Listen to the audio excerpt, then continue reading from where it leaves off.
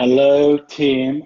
My name's Tom, founder of the Internet MBA Group. And for my lesson today, I wanted to cover something that is a bit more high level. I mean, a lot of the lessons we post are like step by step, this is what you should do, this is how things work, which is super valuable, and that always gets like the most views and the most likes. But I think there are also other concepts that are less like tangible that can be just as powerful. So I want to share three of these. I kind of like a couple of them I realized more recently, but one of them I've been kind of aware of for like a long time. And they don't really fit into any area. They don't fit into e-commerce or the internet business or other types of business. They all kind of, I believe, are more like universal principles of business, regardless of whether it's online or offline or if it's an online marketing company. And so I hope they help in some way. I'll try and explain them in a way that's easy to understand. But I think if you really get to know these, they can be like massively helpful in like business life. So number one, how any one or any business gets big.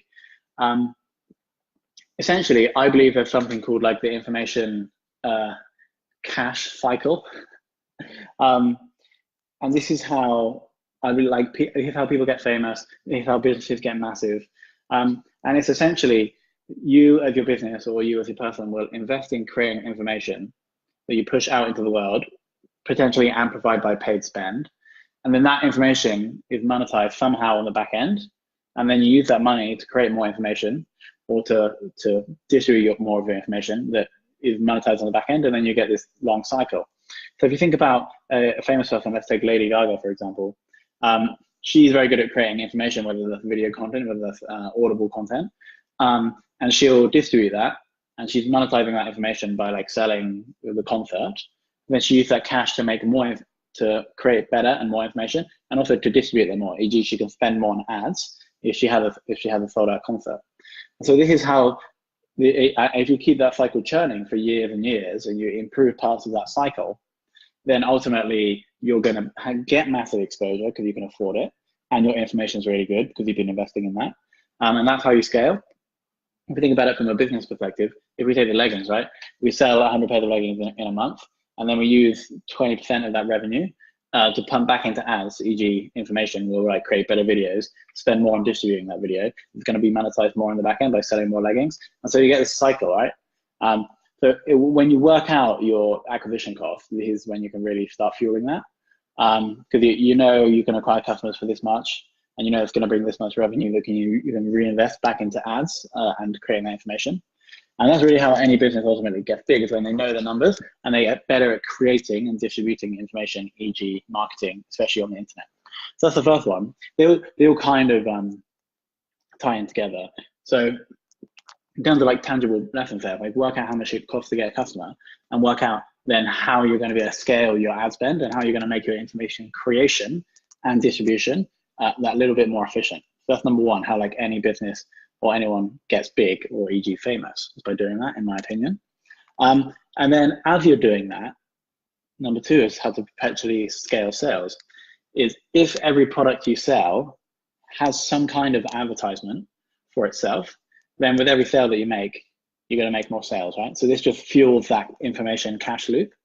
And so if you take a look at the leggings, like they all have the logo. This is why I quite like fashion brands in the physical product space, is because with every, if you think about all the really luxury brands, they can invest more in marketing because they're much higher priced. And the fact that they're much higher priced means that their logo has more social currency or weight. And so that's really where you want to be, where people want to show off your product because it says something about them.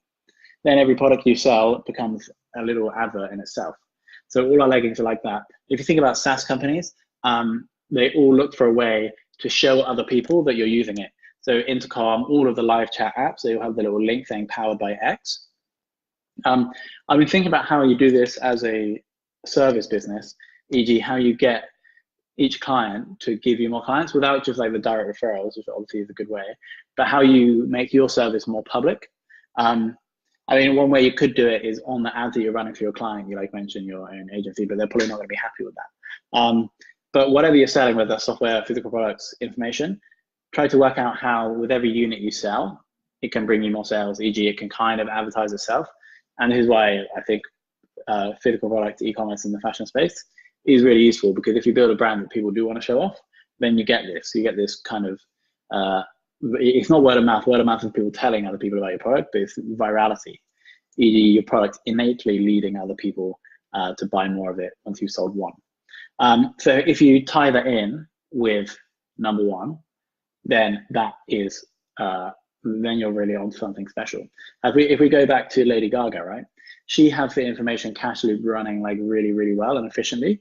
E.g., she'll make loads of money from a tour. She'll invest that money into creating new, better information, videos and songs. She has more money to distribute that information. But also, she's created quite a cult following. So people actually want to show other people that they're part of her crew. E.g., she calls them monsters, her fans. So with every new fan she creates, with every new person that buys her album, I guess that is word of mouth, because it's not the actual product driving sales, but there's also virality in that she has her own fashion brand, which I assume communicates in some way that it's Lady Gaga. So that's number one, is the information cash loop.